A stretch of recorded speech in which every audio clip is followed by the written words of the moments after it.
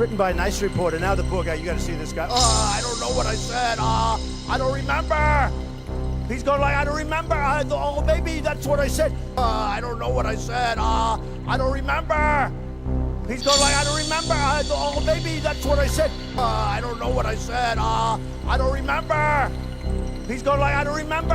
Oh, maybe that's what I said. I don't know what I said. I don't remember. He's going like, I don't remember. Oh, maybe that's what I said. I don't know what I said. I don't remember. He's going like, I don't remember.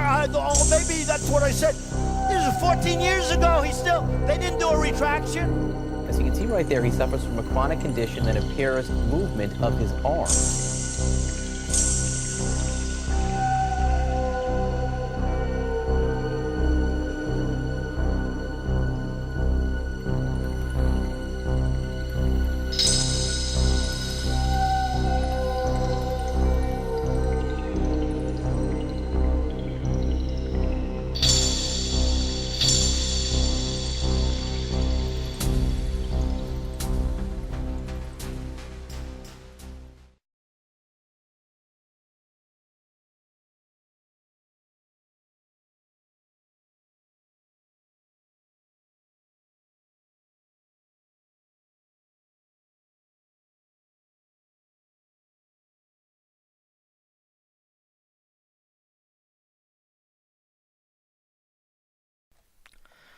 On April 9th, 2017, Allen Clifton, writing for ForwardProgressives.com, wrote the following. Because I don't trust a thing Donald Trump says or does, I've become much more cynical here lately. I feel this cynicism is valid considering how dishonest he is, how many conspiracies he pushes, and how he's frequently attempted to use horrific tragedies to his benefit. He constantly fearmongers and paints a cryptic picture, so that way when something bad eventually happens, he can seize on that moment and say, "See? I told ya!" But Trump also has a history of leaking information to the press if he feels it will benefit him. In fact, his entire life is filled with shady, underhanded, and unethical practices, showcasing a man who seems to lack any sense of morality when it comes to making sure his best interests are always the primary concern. So when news of this Syrian chemical attack broke, followed by Trump's subsequent response, an overwhelming sense of something doesn't seem quite right came over me. I don't want to tell anyone what to think, so let me just list a few facts that we all know about Trump, Russia, Assad, and the Syria situation. Trump has repeatedly heaped praise on Russian President Vladimir Putin. Putin is a very close ally to Syrian President Bashar al-Assad. Trump is currently under investigation for potentially colluding with Putin following a cyber attack aimed at helping his campaign defeat Hillary Clinton last November. While U.S. intelligence officials have said Russia was behind this, Putin has denied those allegations, while Trump's repeatedly tried to undermine the credibility of their findings. Trump's had one of the most disastrous starts of a new administration in U.S. history, with an approval rating recently hitting 35%. Despite his best efforts to distract Americans, more and more attention has been focused on the ongoing investigation into the Trump campaign's possible ties to Russia. Former top national security advisor Michael Flynn is apparently seeking immunity in exchange for his full cooperation with the ongoing Russian investigation. Congressman Devin Nunes removed himself from anything to do with the Russian investigation, despite being the chairman of the House Intelligence Committee, after facing intense scrutiny over his ethics, as it appeared that he was actively trying to sabotage the investigation by working with Trump, the key figure being investigated. Senate Republicans just went nuclear to confirm Trump's Supreme Court pick, Neil Gorsuch. The most recent jobs report came in well below estimates. Trump's approval rating hit 35%, and reports have emerged indicating Stephen Bannon and Reince Priebus might be on their way out of the administration, two major figures within the White House. To put it bluntly, Trump's administration is in a full-on free-fall of chaos, controversy, and scandal, with seemingly no end in sight. With any solution on healthcare seemingly weeks, if not months away, and no hint of any big push to get any other major legislation passed, there was no light at the end of the tunnel for Trump to turn things around. Well, until out of nowhere, Syria decided to use chemical weapons for the first time in nearly 4 years.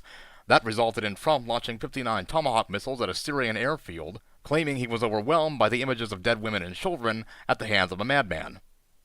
For the record, as of writing this, his approval rating has gone up 5 points to 40%, actually reaching a quote-unquote high of 42 the day of the attack.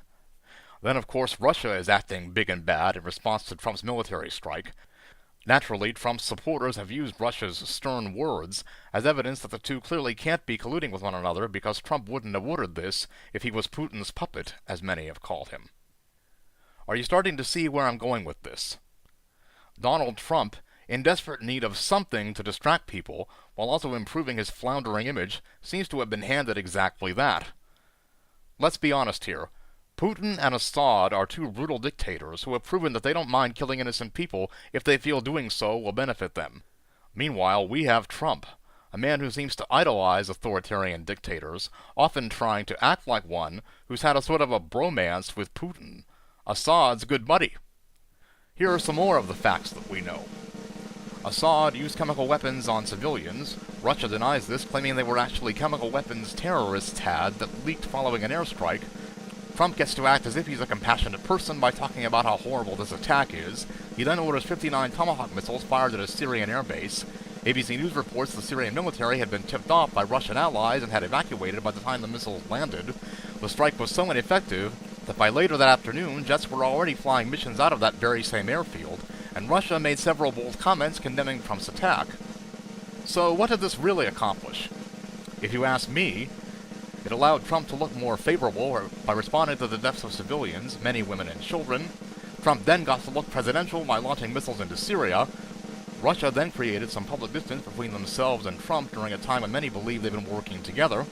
This attack by Trump seems to have been purposely ineffective to give the appearance of a strong response without actually accomplishing anything substantial, and the country, at least for now, is distracted by this as Trump's approval numbers improve. Clearly, I have no way to prove any of this, but in my opinion, it doesn't seem all that far-fetched to feel as if this was manufactured by three horrible people for the benefit of each. Clearly, a stronger Trump is better for Putin if he has in fact compromised him. Meanwhile, Trump attacking Syria also gave Russia the opportunity to act as if they're upset by it, which at least publicly appears to create some distance between the White House and the Kremlin.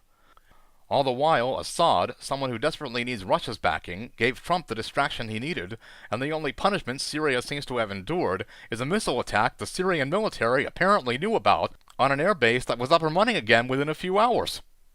I mean, really? Again, this is just random thoughts based on my opinion and a gut feeling that I can't shake, so please don't take this as me saying, this is what happened. I just think this is something more people should at least be discussing based on the type of vile men we're dealing with. Because when it comes to dictators, or people who desperately want to be one, I don't put anything past them. And if there's one thing Donald Trump, Vladimir Putin, and Bashar al-Assad all have in common, it is that they are men who always put their own interests ahead of everyone else.